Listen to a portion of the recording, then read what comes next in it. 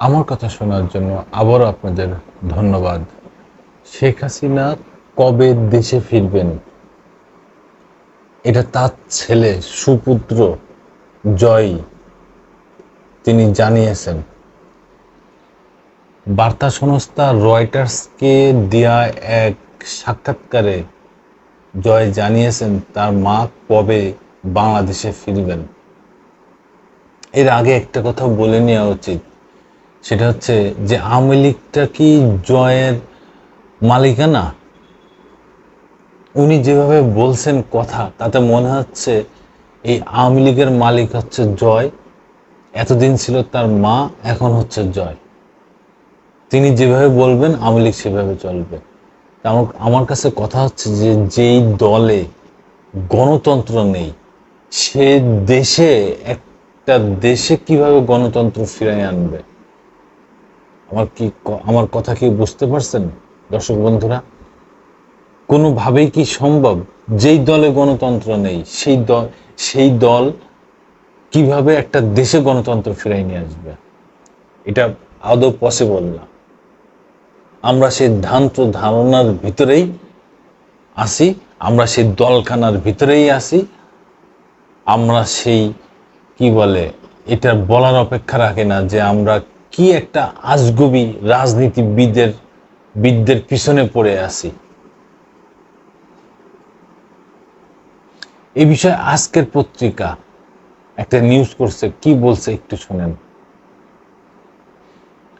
ছাত্র জনতা আন্দোলনের মাধ্যমে বাংলাদেশের ক্ষমতাচ্যুত প্রধানমন্ত্রী শেখ হাসিনার ছেলে সজীব ওয়াজেদ জয় গতকাল মঙ্গলবার বার্তা সংস্থা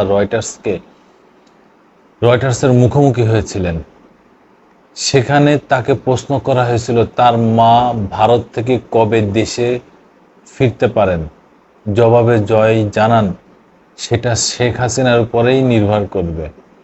গতকাল রয়টার্স জয়ের কাছে জানতে চায় শেখ হাসিনা কবে দেশে ফিরতে পারেন। জবাবে তিনি বলেন, এটি তার উপরে নির্ভর করবে। এই মুহূর্তে আমি আমার দলের লোকদের নিরাপদে রাখতে চাই। তাই আমি এই ইউনূস সরকার তাদের উপর যে নৃশংসতা চালাচ্ছে সেই বিষয় সম্পর্কে আন্তর্জাতিক সচেতনতা বাড়াতে চাই। এর আগে গত আগস্টে সজীব ওয়াজেদ জয় রয়টার্সকে বলেছিলেন, শেখ হাসিনা দেশে বিচারের মুখোমুখি হতে প্রস্তুত এবং আওয়ামী লীগ নির্বাচন লড়াই করতে চায়। তিনি বলেন, আপাতত হাসিনা ভারতে আছেন, অন্তর্বর্তী সরকার যখনই সিদ্ধান্ত নেবে তখনই তিনি বাংলাদেশে ফিরে আসবেন। ৭৬ বছর বয়সী শেখ হাসিনা নির্বাচনে প্রতিদ্বন্দ্বিতা করবেন কিনা তা তিনি স্পষ্ট করে বলেননি। তিনি বলেছেন, আমার মা বর্তমান মেয়াদের পরে রাজনীতি থেকে অবসর নিতেন। গতকাল বার্তা সংস্থা রয়টার্সকে দেওয়া সাক্ষাৎকারে সজীব ওয়াজেদ জয় জানিয়েছেন, আমি খুশি যে আমাদের প্রত্যাশিত একটি সময়সীমা এখন আছে আমাদের সামনে। তবে আমরা এর নাটক আগেও দেখেছি। সেখানে একটি অসাংবিধানিক অনির্বাচিত সরকার সংস্কারের প্রতিশ্রুতি দেয় এবং তারপর পরিস্থিতি আরও খারাপ হয়। এই সময় জয় ১৯৭১ সালে বাংলাদেশ স্বাধীন হওয়ার ঠিক আগে পাকিস্তানের জান্তা সরকারের কর্মকাণ্ডের উদাহরণ দেন। পাশাপাশি নিকট অতীতে ২০০৭ সালে সেনা সমর্থিত তত্ত্বাবধায়ক সরকারের কথাও তিনি উল্লেখ করেন।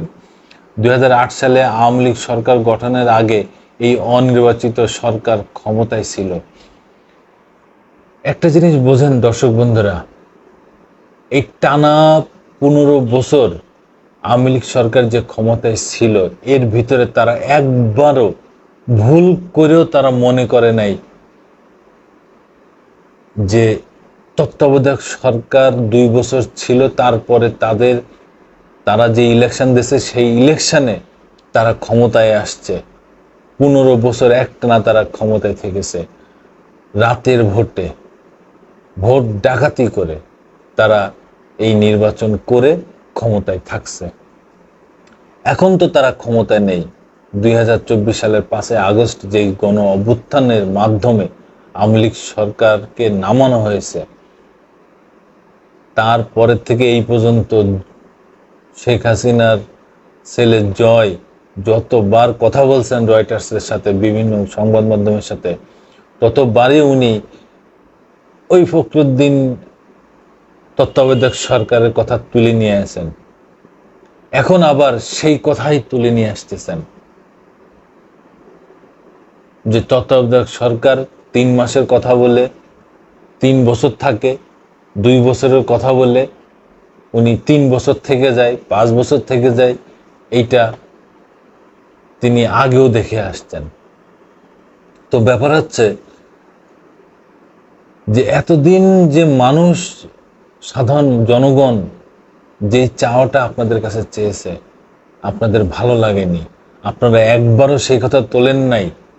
আর এখন যেই ক্ষমতাতে নেমে গেছেন অমনি বলতেছেন যে তত্ত্বাবধায়ক সরকার কিংবা অন্তর্বর্তীকালীন সরকার যেই কথা বলে সেই কথার সাথে তাদের কাজের মিল নেই। এবং সেনাপ্রধান যে বলেছেন 18 মাসের ভিতর নির্বাচন দিলে তিনি সর্বাত্মক চেষ্টা করবেন এবং তিনি আশা করেন 18 মাসের ভিতরে নির্বাচন হবে। এই কথায় জয় খুব খুশি। পাগলের সুখ মনে মনে বললাম না, খুব খুশি যে 18 মাস পরে নির্বাচন হবে, সেখানে আওয়ামী লীগ নির্বাচন করবে, তার মাও দেশে ফিরে আসবে। কি একটা অদ্ভুত চিন্তা তার মাথায়। এক না এক তন্ত্র চলছে তার দলে, এই দেশে। সেই অবস্থায় গণতন্ত্র ফিরাই নিয়ে আসবেন তিনি আর তার মা। এই হচ্ছে তাদের কি বলে মনের আশা আকাঙ্ক্ষা। হ্যাঁ, কি বলবো দর্শক বন্ধুরা, আপনারা আরো বিজ্ঞবান, আরো অভিজ্ঞ, আরো ভালো জানেন, আরো ভালো বোঝেন, আপনারাই এর বিচার করবেন, কমেন্টসে জানাবেন যে জয় যেগুলো বলতেছে এগুলোর সাথে বাস্তবতার কোনো মিল আছে কিনা। জয় যেগুলো বলতেছে তারা মুখে বলে এক, কাজে করে আরেক, তার প্রমাণ এই দীর্ঘ 15 বছরে আপনারা পেয়েছেন। আরেকটা কথা বলি, সেটা হচ্ছে দেখেন, যেই দল দীর্ঘ 15 বছর একটানা ক্ষমতা চালিয়েছে, তাদের লক্ষ কোটি কর্মী, নেতা কর্মী, তাদের রেখে তাদের দলের প্রধান পালিয়ে চলে গেল। একবার চিন্তা করলো না তার দলের কথা, একবার চিন্তা করলো না তাদের নেতা কর্মীর কথা, একবার চিন্তা করলো না বাংলাদেশের মানুষের কথা। একই নেতা, একই নেত্রী এই বাংলাদেশের মানুষ পেয়েছে, যে শুধু নিজেরটাই বোঝেন, নিজেরটাই বোঝেন, নিজেরটাই বোঝে। বাংলাদেশের মানুষকে তিনি ভালোবাসেন না, কখনো ভালোবাসেন নাই। এই যে তার ছেলে জয় আমেরিকান নাগরিক, এই বাংলাদেশের মানুষকে তিনি 5 পয়সা দিয়ে গুনেছেন কখনো? ভালোবেসেছেন কখনো? বাংলাদেশের মানুষের সাথে মিশেছেন কখনো? বাংলাদেশের মানুষের কাছাকাছি আসছেন কখনো? এই 15 বছরে যতবার তিনি বাংলাদেশে আসছেন, ফুল সিকিউরিটি গার্ড, সেই এসএসএফ এর security guard, special security guard, যত সিকিউরিটি গার্ড আছে সব গার্ড নিয়ে তিনি বাংলাদেশে চলাফেরা করেছেন। উনি বাংলাদেশের মানুষের দুঃখ কি করে বোঝেন, বাংলাদেশের মানুষকে কিভাবে ভালোবাসেন। হ্যাঁ, শেখ হাসিনা এই 15 বছর বাংলাদেশের মানুষের থেকে 1000 গুণ দূরে ছিল, কেননা তিনি ক্ষমতার সর্বোচ্চ শিখরে ছিলেন, সর্বোচ্চ উপরে ছিলেন। বাংলাদেশের মানুষকে তিনি মানুষ মনে করেন নাই। যদি মানুষই মনে করতেন তাহলে কখনো বেগুনি চপ বাদ দিয়ে কুমড়ো দিয়ে চপ বানাইতে বলতেন মানুষরে? হাসি ঠাট্টা করতেন, মস্করা করতেন? পেঁয়াজ ছাড়া রান্না করতে বলতেন, কাঁচা মরিচ ছাড়া রান্না করতে বলতেন, ডিম সিদ্ধ করে ফ্রোজেন করে রাখতে বলতেন।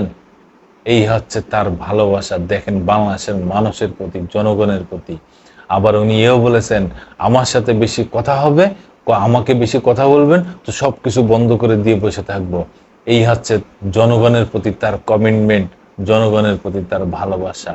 তাহলে বোঝেন দর্শক বন্ধুরা যে দেশের কি একটা পরিস্থিতি করে থেকেছে, লুটপাট, অন্যায়, অত্যাচার করে এই দেশটারে একদম জঘন্যতম বানায় শেখ হাসিনা আজকে পালিয়েছে। আবার আসবো নতুন করে, নতুন কোনো ঘটনা নিয়ে। আমি প্রিন্স।